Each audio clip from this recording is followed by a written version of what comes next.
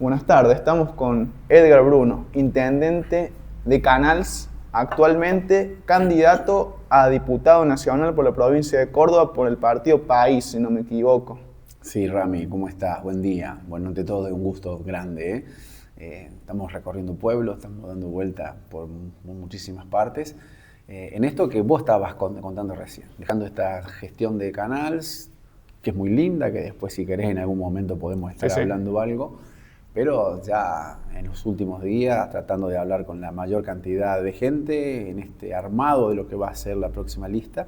Y bueno, como digo en cada medio, ¿no? Agradecer al Partido País, que vio lo que he hecho en los últimos tiempos, que me vino a buscar y que más allá que he tenido la posibilidad de estar en distintas listas, en 2013, 2015, en 2017, siempre desde Unión por Córdoba o Hacemos Unido, bueno, en este caso el Partido País que estaba trabajando con ellos se descuelga ante algunos incumplimientos y bueno, estamos encarando como algo junto. Es una opción distinta, es una opción nueva, sin la posibilidad que van a tener las estructuras grandes, recursos totalmente escasos. Y bueno, vamos a aprovechar al máximo todo este tiempo para hacer ese boca a boca, ese mano a mano y tratar de enamorar y ver hasta dónde podemos llegar, ¿no? Siempre cuento que generalmente la gente termina votando a los candidatos que más salen en las redes, en cartelería, en televisión. O sea, cada candidato o esas estructuras políticas gastan fortuna. Bueno, estamos intentando, sin aparecer tanto, sin tener la posibilidad ni esos recursos para estar en las plataformas, cuál es el caudal de votos que podemos tener. Quiero hacer una especie de recorrido por tu carrera política, porque me parece interesante, sobre todo para conocer al perfil del entrevistado, ver un poco su origen. Vos sos nacido en Canals. Canals, efectivamente. Mirá, en Canals nací, me fui a Pascana a los 4 años, volví a los 12, estuve hasta los 18 en Canals, me vine a estudiar contador público acá a los 18, tengo 18 materias. Y de ahí, bueno, empecé como mi vida acá. Aquí en Río Cuarto, trabajando en la MUNI a partir del año 2001, es cuando encontré o empecé a ver lo que era esta parte política de la cual siempre había sido demasiado crítico. Y ya era grande, ¿no? Pero acá empecé a verlo y bueno, después la llegada del ex gobernador de la Sota a mi vida es la que me marca, la que me motiva y la que me hace entrar en esto que no pude salir más. Eso quiero hablar precisamente porque hay toda una generación de dirigentes o gente de la política que fue apadrinada por De la Sota, una generación que en su momento era la juventud, y vos estuviste a cargo del área de juventud, si no me equivoco, estuviste trabajando en Córdoba Joven, si no me equivoco. Mirá, nosotros con Franco Miranda y un grupo de jóvenes tuvimos la posibilidad de armar la agencia Córdoba Joven allá en el año 2011. De la Sota en eso me parece que fue el gobernador que le dio un rol preponderante a la juventud. No era más la secretaría que dependía de distintos ministros, sino era alguien que ya estaba directamente en gabinete sentado con él. Claro. A partir de ahí, bueno, fue una experiencia bárbara, ¿no? Recorrimos casi toda Córdoba, visité casi 300 pueblos de Córdoba, vivimos una experiencia linda. Lo mismo, después me terminó llevando para distintas partes la política, pero ese que vos decís fue un momento hermoso. Juventud, no sé si era tan joven en aquella época ya, pero fue lindo. ¿Cuántos años tenías aproximado? Y ahí tenés que hablar de 35 años. Sí, un sub 40, que para los tiempos de la política es juventud ser sub 40.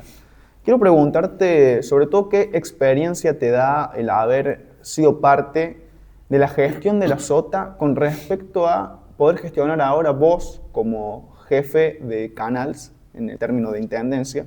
¿Qué experiencia te ha dado ser parte de la agencia Córdoba Joven? Ser parte no solo de la gobernación de la Sota, sino haber conocido la forma en la que él usaba el poder, la forma en la que él convencía a la gente, su persuasión. ¿Cómo influencia en vos, en el Edgar Bruno actual, aquella experiencia con José Manuel? Bueno, Rami, decirte siempre que nunca terminamos sabiendo todo y que todos los días aprendemos algo, ¿no? Claro.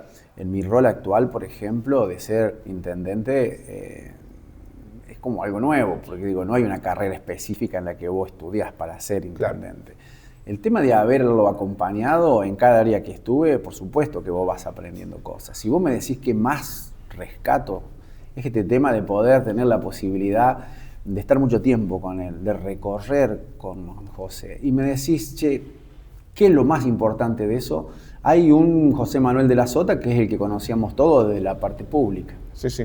que es el que hacía notas, que es el que todo el mundo escuchaba. Y yo tuve la posibilidad de estar cerca de él, a ver cómo él operaba en privado. ¿Cómo era Cómo José Manuel? persuadía, cómo daba órdenes a sus ministros, de qué manera lo terminaba haciendo, cómo enamoraba. Bueno, creo que eso fue el capital como más grande, ¿no? En su momento Perón creo que era muy claro, que no se trata de mandar, sino de persuadir. Exactamente. Y en ese sentido yo creo que era el rey. ¿Cómo podés ponernos un ejemplo, una anécdota, algo que hayas vivido con José Manuel? Bueno, en privado? anécdotas de haber bajado a cualquier acto donde había un grupo de gente sumamente enojado y confrontando, o docentes que querían aumento y que no se los daban. Claro. Bueno, lejos de una persona que iba, terminaba reunido con ellos, terminaba hablando en tono muy cálido, muy suave, explicándole, y terminaban después abrazados. Claro. Digo, historias de esas, viví algunas. Y después me pasa que vos vas recorriendo Córdoba y en un montón de partes distintas personas te cuentan cómo había alguna idea sobre él o algún reclamo sobre él, y bueno, y tenía esta capacidad de que en el mano a mano terminaba después queriéndolo mucho, ¿no? Pero bueno, sumale después el resto, ¿no? Oratoria, capacidad, ejecución, es de los que no daba vuelta, es de los que hacía. Y bueno, en Canal nosotros hemos logrado hacer muchas cosas también por eso, ¿no? Se te pone algo, tenés un sueño y tenés que avanzar y tenés que hacerlo. Gobernar es hacer. Eso me parece que es una parte práctica y una frase que solamente le cabe a aquellos que hacen una buena gestión y que están en el territorio.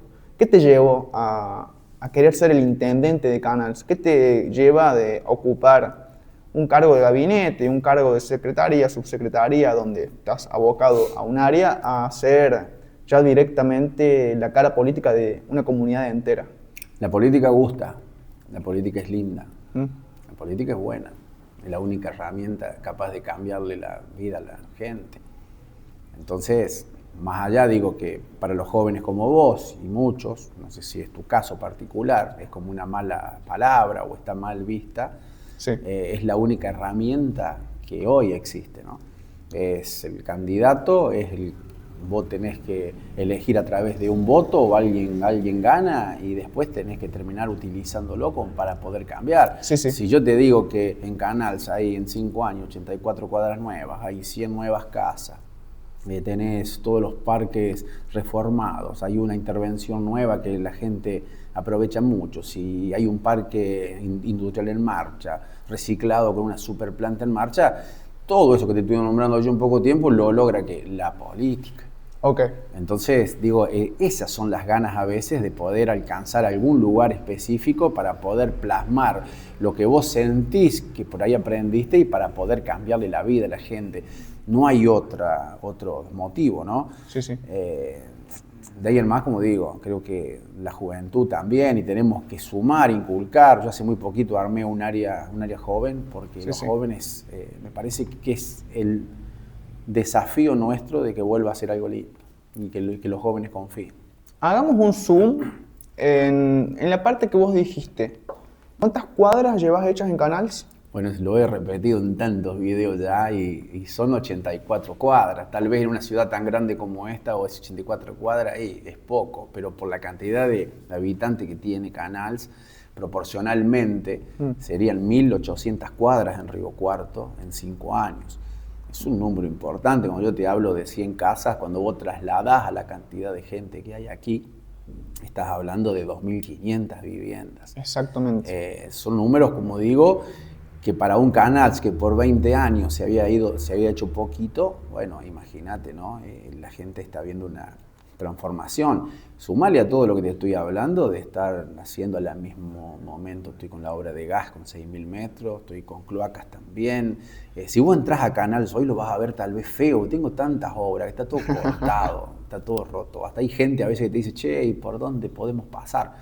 Bueno, eso también hemos logrado porque nos hemos administrado, porque a partir del 2019 hicimos muchos recortes, achiques, cosa que tal vez mucha gente hoy ve que Milei achicó el Estado, más allá que estoy en contra de que lo haya achicado tanto, pero digo, hay una parte que sí debía por ahí hacerla. Nosotros hicimos, tenemos 15 empleados menos, estamos administrados, tengo ahorros, no necesito ayuda de nadie hoy, si bien el mejor, pero estamos garantizando los 2 años que quedan de mantener la obra, ¿no? Son 8 años que se vuelan, en este caso, y hay que tratar de hacer la mayor cantidad de horas posible. Una parte, porque uno está acostumbrado a conocer el funcionamiento de la política nacional, provincial, donde uno sabe que más o menos el dinero que le entra a Nación es por retenciones al campo o por impuestos o coparticipación. Lo que me planta la duda acá, al hablar de una escala más chica, pero a su vez más cara a cara y donde realmente la persona que tiene la responsabilidad de ejercer poder ahí pone el pecho porque la gente lo puede ir a encarar directamente, ¿cómo es el financiamiento de las arcas de Canals? De la MUNI, de una unidad del Estado chica, como le estás llamando vos. Sí, sí.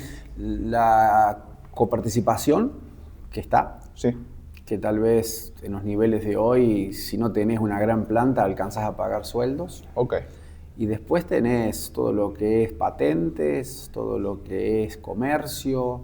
Depende, como digo, cada pueblo tiene distintos ingresos, no son iguales. Todo depende si tenés muchas empresas privadas, si tenés pocas. Canal en sí no tiene tantas. Okay. Pero bueno, en mi caso, en 5 primeros años también hicimos mucha obra pública. Entonces ha pagado un porcentaje bajo, pero eso quiere decir que todos los meses siempre alguien paga. Okay. Y con eso vamos armando como un combo. Lo que hay que hacer siempre, en nuestros casos, porque como no tenemos posibilidad de pedir dinero afuera o no podemos emitir, siempre tenés que gastar menos de lo que entra, ¿no? Que es un gran debate nacional hoy y que podemos charlar después. Cuando el Estado Nacional durante muchos años gastó muchísimo más de lo que le estaba entrando o el Estado estaba súper grande, nosotros no teníamos margen de poder hacerlo. Entonces los intendentes terminan administrados y el que no se administra se nota rápido porque no puede pagar sueldo. Ok. Hablando de ese debate, estamos, reitero, hablando con Edgar Bruno, actualmente intendente de Canals y candidato a diputado nacional por el partido País. ¿En qué momento vos elegís dónde y cómo filtrar el tema? Vamos a hablarlo claramente, superávit fiscal. En el caso de Nación se vieron recortes un poco a diestra y siniestra y quizás sin el bisturí o la mano fina de saber dónde recortar y quiénes son vulnerables y quién no. ¿Cómo hace uno en un pueblo chico, en una ciudad, una localidad de menos de 10.000 habitantes, creo, 8.000 según el último censo? Sí, 8.000 según el último censo. ¿Cómo hace uno para realmente ingresar más de lo que termina gastando? Sobre todo teniendo en cuenta que, como venís diciendo antes, debe ser uno de los pocos o los únicos que en el país siguen manteniendo obra pública, teniendo en cuenta que el gobierno nacional decidió cortarla de cuajo.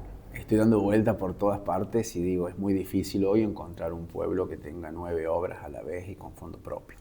Bien, que yo creo que eso es un mérito. Si vos me decís en nuestras unidades o en nuestro estado, el tema de la planta de empleados sería lo que tenés que tener muchísimo cuidado. Okay. Nacionalmente, si vos ves, el sistema previsional argentino forma parte más o menos del 45 o el 50% de los gastos primarios. Estamos hablando que es súper elevado. Sí, sí. Por eso me gusta marcar siempre que con el kirchnerismo no tuve nada que ver y para mí es Cristina sacando lo que es Néstor. A partir del año 2011 me da la sensación que es la que hace el Estado demasiado grande. Y desde lo previsional casi que sería la causante de un déficit que se mantuvo y que cada vez se hizo más grande. Había que achicar, había que acortar. Yo recién te dije, tengo 15 empleados menos, no porque haya echado, sino que a medida que se fueron yendo yo no fui tomando después. Pero bueno, hay áreas que vos no podés tocarlas. Claro. Salud, por ejemplo, vos no podés. Y hoy los intendentes estamos financiando un montón de cosas que antes el gobierno nacional financiaba. Muchas. Y tienen que ver a veces con, por ejemplo, los medicamentos de pacientes psiquiátricos. O sea, vos decís, che, ¿en serio que le cortaron el remedio. Bueno, Claro. sí, estas cosas han pasado, son remedios súper caros, a veces no podemos cubrir todo, pero sí estamos con una parte. Digo, quien económicamente peor está hoy, con todo este plan económico que tiene Milei, y tiene que ver, como en otras épocas a veces, ¿no?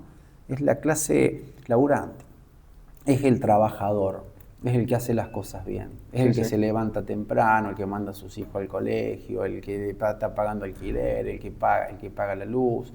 ¿Por qué te digo? Porque la clase más baja por ahí consume sus ingresos mínimos mercadería, Claro. casi el 100% mercadería. Y si vos te pones a ver en los últimos tiempos, esa inflación que el INDEC dice del 1.6, yo creo que está, porque como lo han subido tanto en los últimos tiempos, vos encontrás alimentos que están más o menos igual o tal vez algunos bajan. El problema es el resto.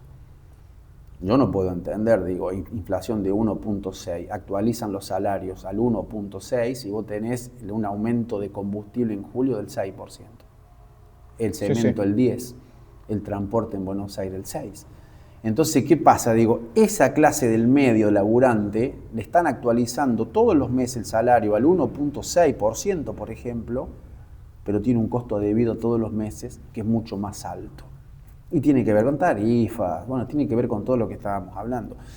No sé lo que va a pasar, digo, una pérdida de poder adquisitivo mes a mes que se te va incrementando, donde creo que mucha gente todavía entiende de que hay una esperanza, que esto en algún momento arranca, pero que no la está pasando bien. ¿Esperanza o miedo al tren fantasma de lo que estaba antes?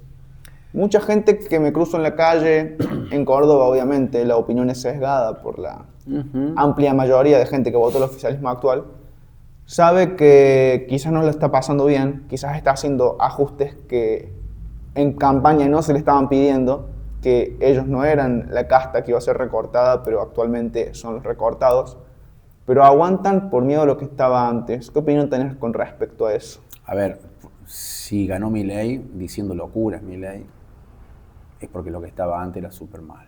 Claro. Bien. Asimismo, yo soy de los que creo que si dentro de 2 años y medio la situación económica no cambia y venimos con esta pérdida de poder adquisitivo, donde Milei va a seguir que el superávit fiscal es lo más importante del mundo y sigue dejando gente afuera, la gente automáticamente no le va a importar quién está del otro lado y va a intentar vivir mejor o que le rinda más el sueldo. Sumale lo que te estoy hablando ahora, que con un dólar incontenible, Claro. porque los argentinos vamos a demandar dólares, el Estado demanda dólares, el sector privado va a demandar dólares, las industrias demandan dólares, va a ser escaso siempre el dólar. Sí. El dólar después de octubre, que lo han frenado, que no han juntado reservas hasta acá, me parece de que después de octubre va a terminar alcanzando un valor real. Pero, nada, digo, es un combo bastante explosivo donde si vos me decís a mí, yo no avisoro en poco tiempo que la situación económica cambie, ¿no? Sumale que hoy abrieron importaciones, sumale que los dólares se te escapan por turismo, Claro. sumale, digo, como te digo, un montón de cosas que hacen que el verdadero crecimiento está dado cuando esa gente que te digo laburante tiene un dinerito más y que es el que te lo vuelca y es el que hace mover el kiosquito del barrio, el comercio, la industria, y ese es el que yo veo que cada vez tiene menos. Digo, ¿en qué momento surge? La pyme que te cierra o te corre gente ahora, ¿en qué momento arranca? ¿Cuándo? ¿Cuándo la gente va a tener dinero para empezar a comprar para que el consumo aumente? Y todo el logro macro de esa inflación chiquita que por ahí te ponen es porque es a costa de todos los días sacarle un peso a cada familia, a cada municipio, a cada estado provincial, ¿no? Ahora, sobre todo porque sacaste una palabra que es interesante, porque no se habla mucho, que es el laburante. Volviéndolo a Canals, te quería preguntar sobre cómo está compuesta la población de Canals en el sentido de qué producen, bienes, servicios, rural. Bueno, ahí tenemos el gran problema, por eso estoy avanzando con un parque industrial a grandes pasos. Nosotros tenemos un problema muy grande que es la falta de empleo privado o la falta de empresas privadas. Claro. Ahí es muy fuerte lo que sea el campo, pero como te decía recién, el campo tampoco es que te da la posibilidad de que todos vivan a través del campo hoy. Y los camiones, que tiene más de 365 camiones en el pueblo, que es un número altísimo, Sí. bueno, pensá que es la actividad económica como más importante que tiene el pueblo, ligada del mismo campo. El sueño mío es trabajar para cortar la cinta de ese parque y para antes de irme poder dejar 1 o 2 empresas. 20 empleos más en canal es un numerazo. Claro. 10 empleos más en canal privado, bueno, suma y sirve, ¿no? Sí, sí. Pero el panorama también es como que no está fácil. Hablaste de camiones, de logística. Me parece interesante tocar el tema porque se ha puesto en discusión en los últimos meses vialidad nacional. Vialidad nacional como, en palabras del oficialismo, un nido de corrupción, un nido de ineficiencia estatal. Pero a mi ver, siendo cordobés, hay muchas cosas que los porteños no observan con respecto a las rutas nacionales, que para algunos pueblos, para algunas localidades, y sobre todo para la provincia de Córdoba, cuyo principal producción es la agropecuaria, junto con la industria, ¿no? Pero para los pueblos es lo agropecuario. ¿Cómo le afecta a Canals, un pueblo que vos decís, con muchos camiones, el cierre de vialidad nacional y sobre todo la falta de mantenimiento de rutas nacionales y caminos? Mira, en Milei, todo lo que no quiere financiar, habla de curro. Claro. Universidad, curro. No, porque hay curro, entonces tenemos... Garrahan, si te pones a ver, Claro. es exactamente lo mismo.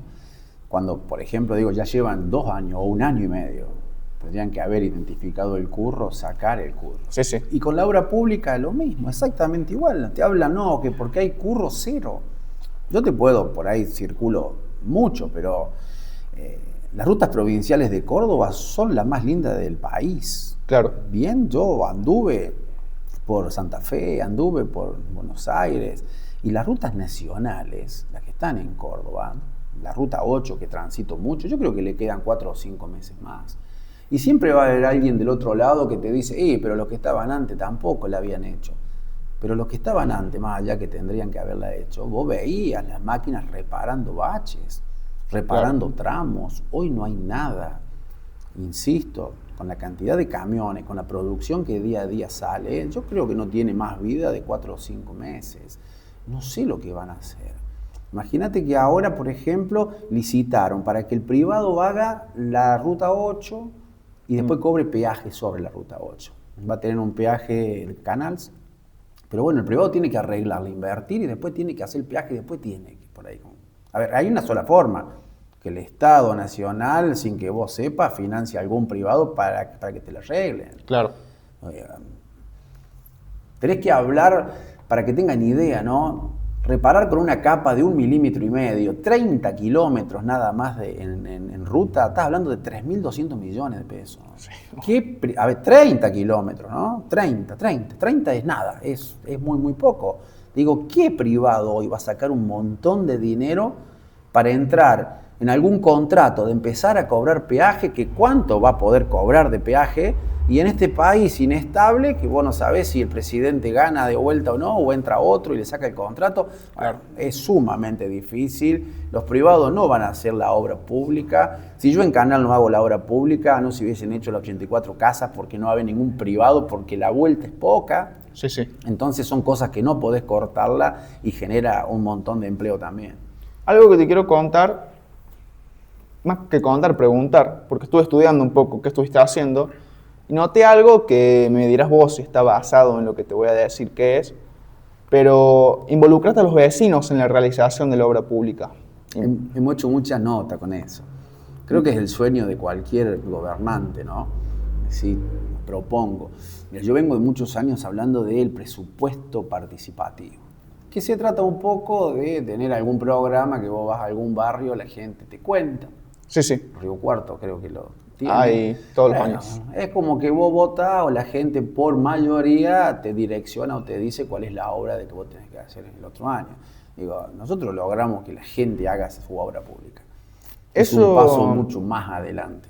Me parece interesante rescatarlo porque una de las cosas de la que tanto habla Milei y sobre todo en entrevistas anteriores era si la gente no tiene cloacas, entonces que se organicen y lo hagan.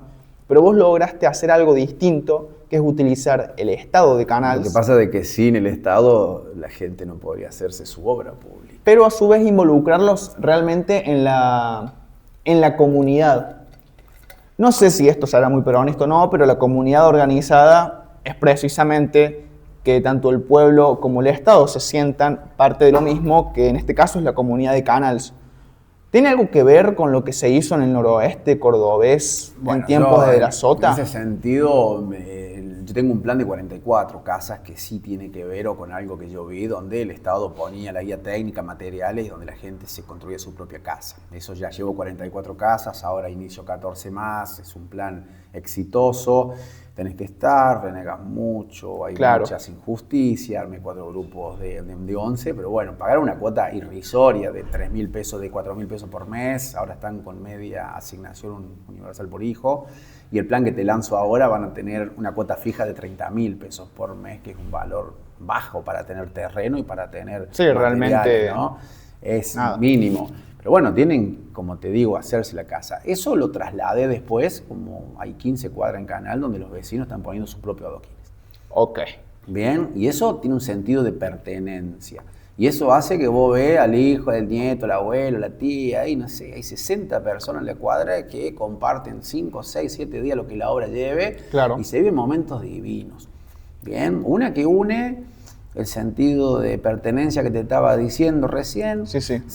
Pagan el 40% de esa obra en vez de un 100%, o sea, que están también después invirtiendo menos en su propia obra, y después, sin duda, le cambia su vida totalmente. No es lo mismo tener barro cuando llueve al frente que poder tener adoquines, ¿no? Claro. ¿Por qué te traje a colación lo del plan del noroeste cordobés?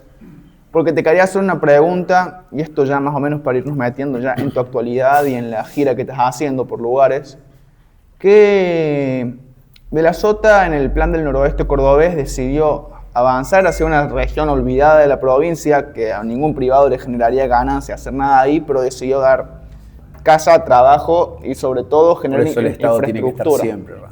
Exacto. Quería preguntarte qué diferencia ves con esa gestión, la de José Manuel, la de Schiaretti, que quizás con sus discrepancias tuvieron algo que ver, porque mientras De la Sota estaba vivo, quizás un poco de injerencia tenía en las ideas, con la de, al parecer, el sucesor de estos dos, que ya en un momento donde ni De la Sota puede tener injerencia o Schiaretti ya no la tiene, Yarlora. ¿Qué diferencia ves entre los tres gobernadores de este siglo en Córdoba? Yarlora creo que no podemos evaluarlo hoy por el desfinanciamiento que tiene Córdoba.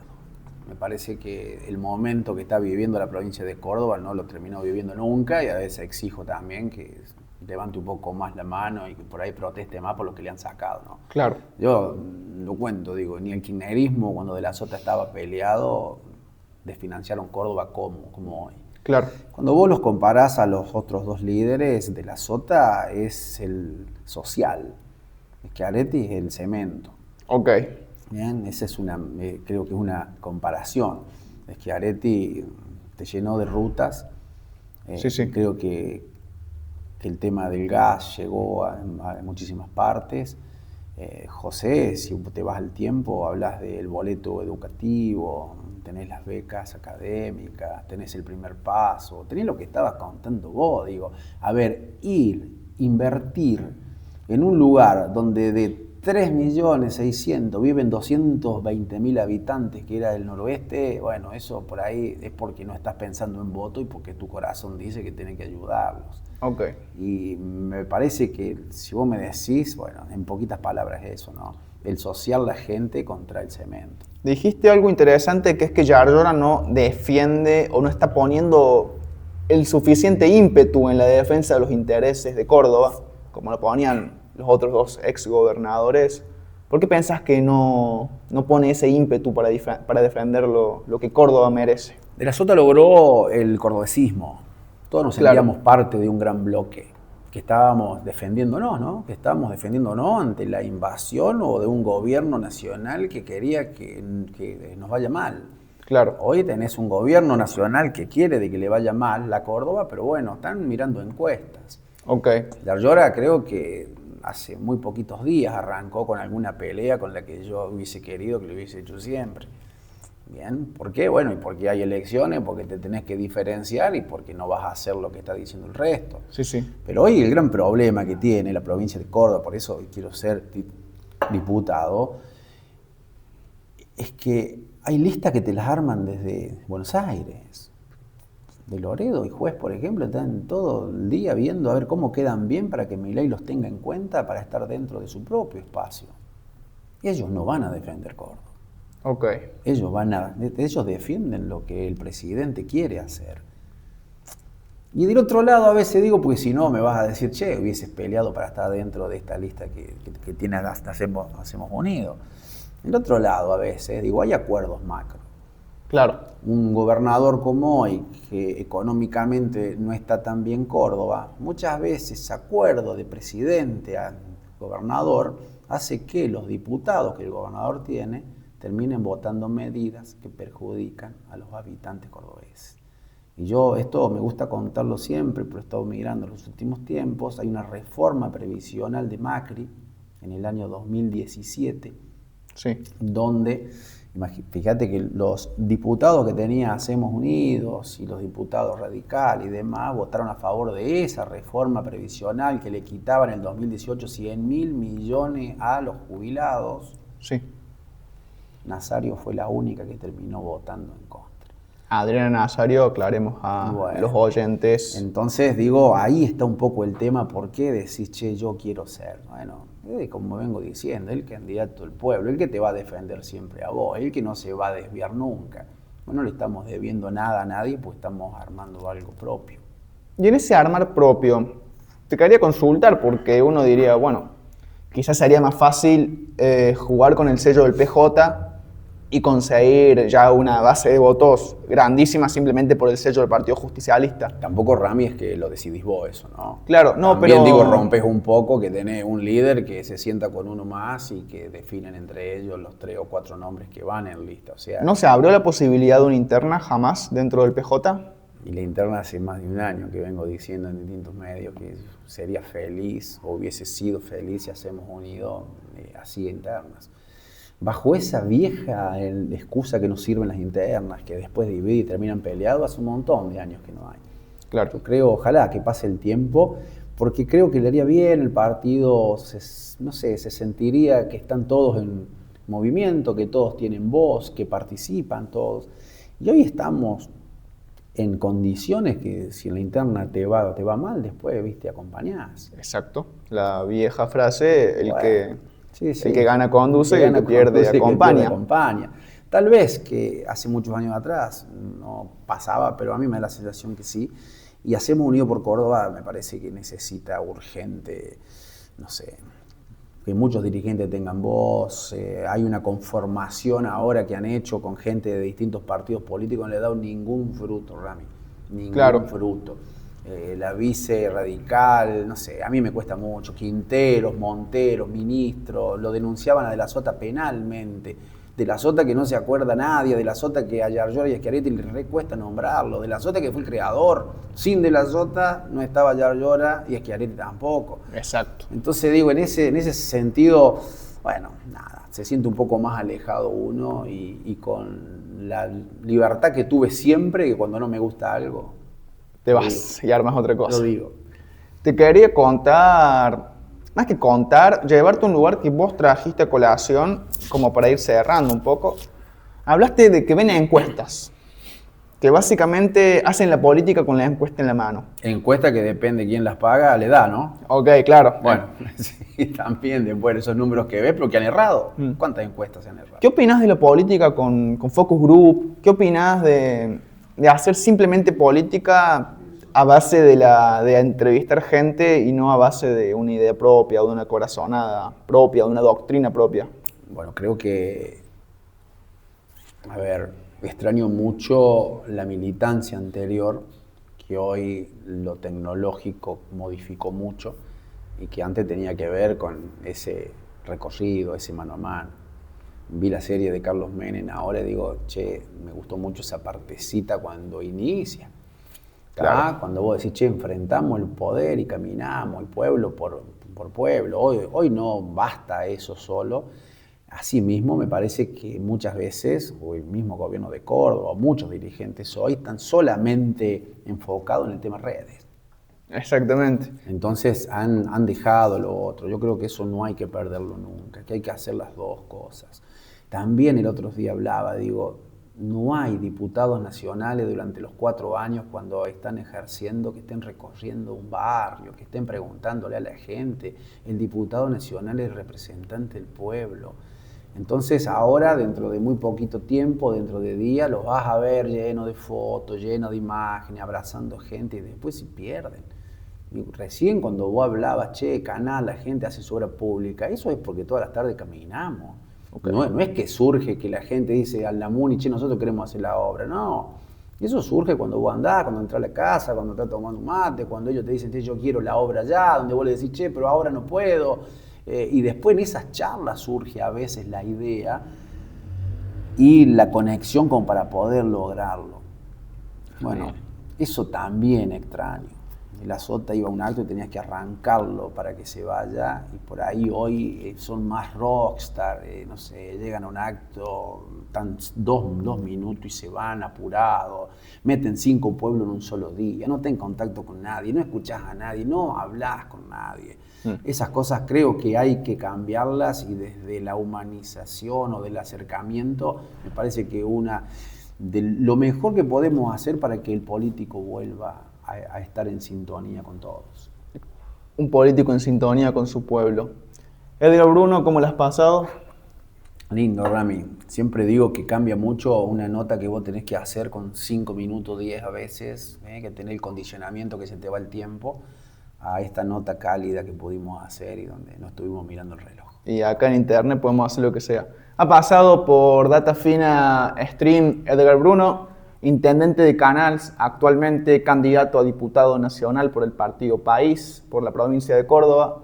Esto ha sido la entrevista, espero que les haya gustado, espero que te hayas sentido cómodo, Edgar. Muchísimas gracias, Rami. A vos.